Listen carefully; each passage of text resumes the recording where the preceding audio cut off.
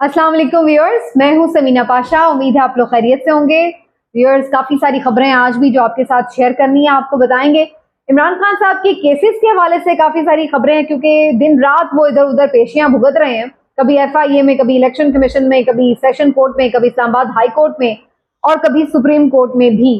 तो ये सारी सूरत हाल तो उनकी चल रही है, लेकिन एक स्टेटमेंट उन्होंने बड़ा स्ट्रॉन्ग दिया है और वो ये कहते हैं कि चाहे जितने मर्जी केसेस हैं, वो यहीं पर रहकर हर जगह पर जाकर ये बात साबित करेंगे कि ये सब फ्रॉड केसेस हैं, बिल्कुल झूठे केसेस हैं, सियासी केसेस हैं, और वो यहीं रहते हुए उनको फेस करेंगे और उन्हें गलत साबित करेंगे। ये बहुत बड़ी बात है। देखिए, ये इसलिए बड़ी अहम बात है कि 200 मुकदमात में एक आम आदमी के लिए सोचना भी मुश्किल है। मतलब आपके ऊपर एक मुकदमा हो ना, तो आप ज़हनी तौर पर बहुत ज्यादा अंडर प्रेशर होते हैं, और जब आपके पास 200 मुकदमात और कभी आप इधर कभी उधर, कभी दूसरे शहर, कभी तीसरे शहर, कभी कहाँ आप रुल रहे हो, ये इतना आसान नहीं है। और इसका आपको जब पता हो कि एक बाकायदा प्लानिंग के तहत आपके साथ ये सब किया जा रहा है और आपको कोई कहीं पर इतना सा रिलीफ नहीं मिलेगा जहां पर ना बनता हो,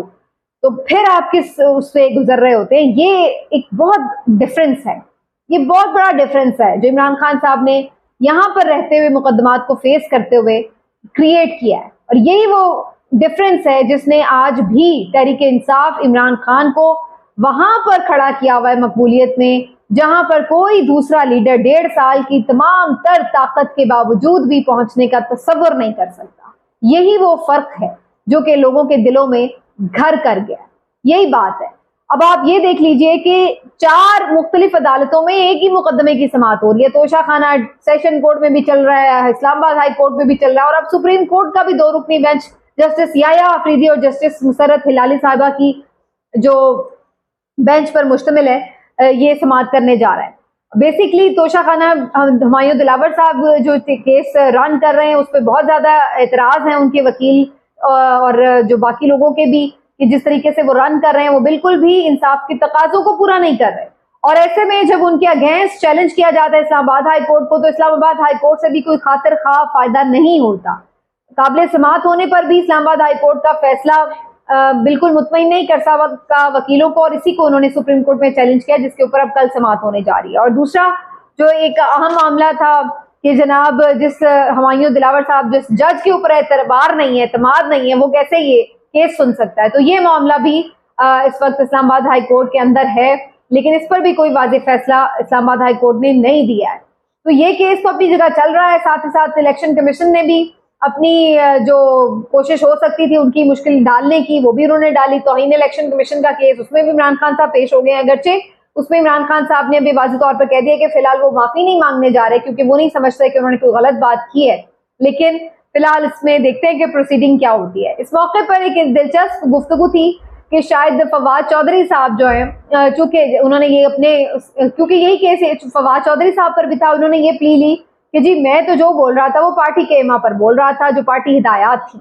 लेकिन इमरान खान साहब से जब ये बात पूछी गई कि क्या आपने उन्हें फवाद चौधरी साहब को कोई हिदायत दी, तो उन्होंने कहा ये तो वही बता सकते हैं फिर कि वो किस तरह और क्यों बोल रहे थे, क्या कह रहे थे। तो अब ये एक दिलचस्प बात थी, लेकिन बात यह है कि इमरान खान साहब ने बहरहाल इस पर कोई माफी नहीं मांगी। फवाद चौधरी साहब ने माफी तलाफी करके इलेक्शन कमीशन से ये केस को खत्म करने की कोशिश की है कि उनकी जान छूट जाए इस केस से, लेकिन अभी देखते हैं कि उनकी भी जान छूटती है या नहीं।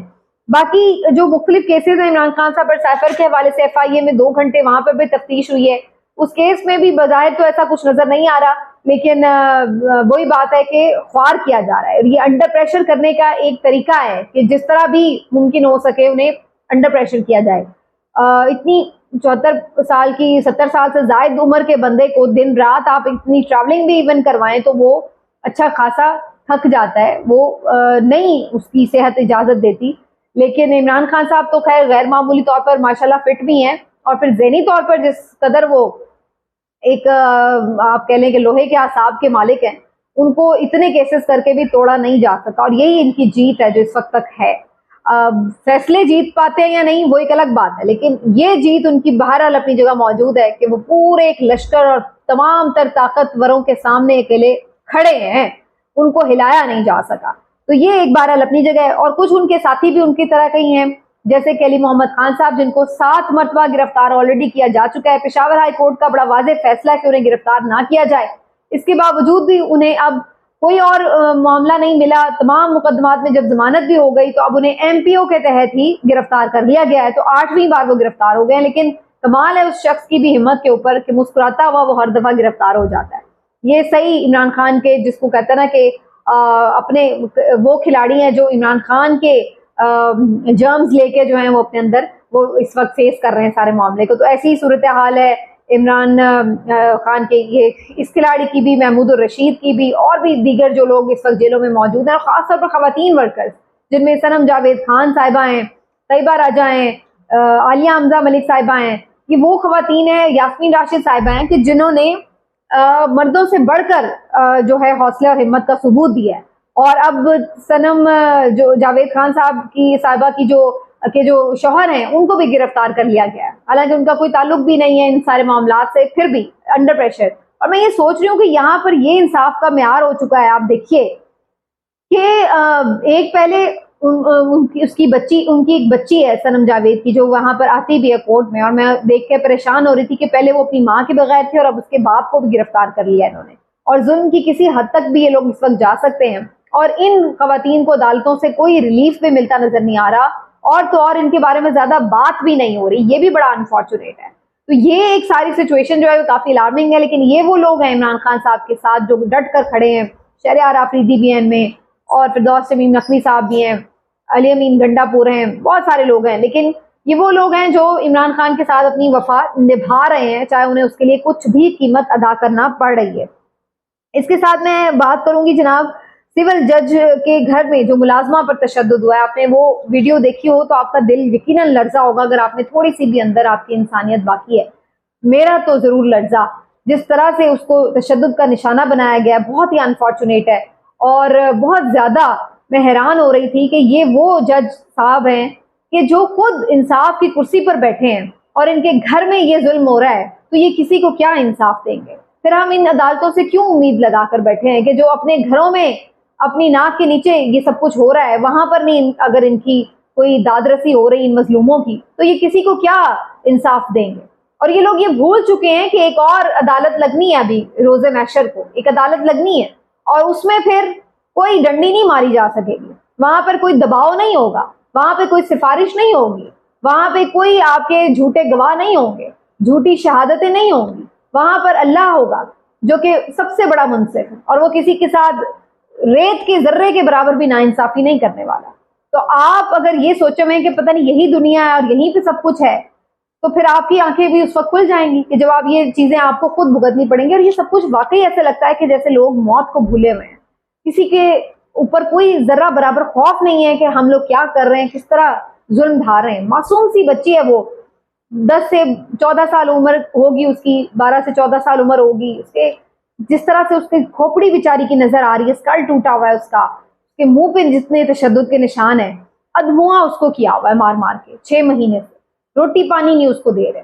یہ حال ہے جج کے گھر کے اندر، اور ہم ان سے امیدیں لگا کے بیٹھے ہیں کہ یہ انصاف کریں گے لوگوں کے ساتھ. یہ کیا انصاف کریں گے؟ ان کے ساتھ بھی انصاف اللہ ہی کرے گا، اور شاید ان لوگوں کے ساتھ بھی انصاف اللہ ہی کرے جو اس وقت ظلم کا شکار ہیں. اور میں خواجہ آصف صاحب کی ضرور بات کروں گی کہ جو بہت زیادہ آپ کہہ لیں کہ انسانی حقوق کے چیمپئن بنے پھرتے ہیں لوگ، آج بڑے خاموش ہیں. خواجہ آصف صاحب اس سے پہلے بھی متواتر ہم دیکھ رہے ہیں کہ خواتین کے بارے میں نازیبا الفاظ استعمال کرتے ہیں، بدتمیزی کرتے ہیں، توہین آمیز گفتگو کرتے ہیں، اور اخلاق سے گری ہوئی گفتگو کرتے ہیں. لیکن یہاں پر کوئی عورت بریگیڈ نہیں جاتی، کوئی عورت مارچ والی نہیں جاتی، کوئی یہاں پر آ کر آپ کو ٹی وی پر احتجاج کرتا اور ماتم کرتا نظر نہیں آتا. لیکن جب آج پی ٹی آئی کے لوگوں کو برا بھلا کہا جا رہا ہے تو سب خوش ہیں، اور جب ادھر سے کوئی بات ہو جاتی ہے، بھلے عمران خان تو دور کی بات ہے، کوئی دوسرے تیسرے درجے کی قیادت بھی دور کی بات ہے، کوئی عام فالوور بھی کوئی گفتگو کر دیتا ہے، کوئی گالی دے دیتا ہے، کوئی بدتمیزی کرتا ہے، تو اس کے اوپر بھی الزام ایسے عمران خان پر ڈال دیا جاتا ہے کہ جیسے وہ عمران خان نے اس کو کہہ کے بھیجا ہے کہ تم یہ کرو. اور یہاں پر یہ صورتحال ہے کہ ان کی مریم نواز صاحبہ کی آپ گفتگو دیکھ لیں، رانا ثناء اللہ کی دیکھ لیں، خواجہ آصف کی آپ گفتگو دیکھ لیں، تو اب کسی کو کوئی برا نہیں لگ رہا ہوتا. کیوں کہ وہ پی ٹی آئی کی خواتین تو خواتین ہی نہیں ہیں، ان کے ساتھ تو جو مرضی بدتمیزی کر لی جائے. اور پارلیمنٹیرین کے بارے میں خواجہ آصف کے یہ ریمارکس ہیں کہ جی یہ تو کوڑا کرکٹ ہے, یہ تو باقیات ہیں, کھنڈرات ہیں, اور جناب ان کے بارے میں انہوں نے کہا کہ اخلاق باختہ خواتین ہیں, ہمیں لیکچر نہ دیں. اب کسی کو برا نہیں لگا کہ یہ کیا الفاظ استعمال ہو رہے ہیں خواتین کے بارے میں, اب کسی کی غیرت نہیں جاگی, اب سارے بڑے خاموش ہیں, مدہوش ہیں کہ جی ٹھیک ہے, جو کہ پی ٹی آئی کی خواتین کو تتلیاں کہو, ان کے بارے میں یہ کہو ناچنے والیاں کہو, ان کے بارے میں کوڑا کرکٹ کہو تو سب ٹھیک ہے. ان کی خواتین ہیں جن کے بارے میں آپ سے تم بھی کہہ دیں تو بدتمیزی ہو جاتی ہے, شان میں گستاخی ہو جاتی ہے. تو یہ صورتحال ہے یہاں پر ہمارے دور معیار کی. تو جتنے بھی یہ کرائے کے آپ کو نظر آتے ہیں نا انسانی حقوق کے چیمپئن, خواتین کے حقوق کے چیمپئن, ان کی اصل اوقات آپ یہیں سے دیکھ لیں, ڈبل سٹینڈرڈز یہیں سے دیکھ لیں کہ جب ایک طرف کی بات ہوتی ہے تو یہ خاموش ہوتے ہیں, دوسری طرف کی بات ہوتی ہے تو کیسے شور مچاتے ہیں. تو یہ سارا جو ڈوریاں یہ کدھر سے ہل رہی ہیں, اس کو کہیں سے بھی جج کرنا جو ہے وہ بالکل بھی مشکل نظر نہیں آتا جو اس وقت صورتحال نظر آ رہی ہے. اور لاسٹلی میں تھوڑی یہ بات کر دوں کہ جو بات ہو رہی ہے جناب عمران خان صاحب کی پابندی کے حوالے سے, جو ان کا نام نہیں لیا جاتا, تو اس پر بھی بڑی دلچسپ بات ہے کہ مریم اورنگزیب صاحبہ کہہ رہی ہیں کہ جی عمران خان صاحب کے اوپر اب کوئی پابندی نہیں ہے, ان کا نام لیا جا سکتا ہے. اور انہوں نے کہا جو نیا ہم نے یہ لا لے کے آئے ہیں اس کے تحت تو اب بالکل کوئی پریشانی کی بات نہیں, آپ جیسے چاہیں عمران خان کا نام لیں. اور عامر میر صاحب کے پروگرام میں بیٹھ کر وہ اس کے فضائل گنوا رہی تھی جو یہ انہوں نے نیا جو قانون پاس کیا ہے. تو اس کے اوپر اب بڑی دلچسپ بات ہے, لیکن میں آپ کو یہ 100% شیورٹی سے بتا دوں کہ عمران خان کا نام ابھی بھی نہیں لیا جا سکے گا بھلے قانون سازی ہو, کیونکہ اصل میں یہ پریشر دیکھے ہوئے نہیں ہوتے, یہ اندیکھے پریشرز ہیں. کہاں سے احکامات آتے ہیں یہ کوئی اس کو انفالو کر ہی نہیں سکتا, سیدھی سی بات ہے, وہ آپ کو کرنے ہی پڑتے ہیں فالو. اور ہم جانتے ہیں خود بھی میڈیا چینلز میں ہیں کہ اس وقت کیا صورتحال ہے. عمران خان کی نہ تو تصویر چلا سکتے ہیں آپ, نہ نام لے سکتے ہیں, بھلے آ کر یہ لوگ جو مرضی کریں. یہاں ہو سکتا ہے اب آگے چونکہ مریم نے کیمپین کرنی ہے تو اس لیے انہوں نے کہا کہ یہ اجازت دینی پڑے گی, ورنہ تو مریم تقریر کیا کریں گی, پھر وہ خاموش ہی رہ کے چلی جائیں گی, کیونکہ ان کی تو تقریر شروع ہی عمران خان کے نام سے ہوتی ہے اور ختم بھی عمران خان کے نام پر ہوتی ہے. تو پھر بڑا مشکل ہو جائے گا ان کے لیے تقریر کرنا, تو شاید اس لیے اب پابندی اٹھانے کا سوچا جا رہا ہو. لیکن حقائق یہی ہیں جو اس وقت ہمیں نظر آ رہے ہیں کہ کوئی ان کے لیے سہولت نہیں ہے.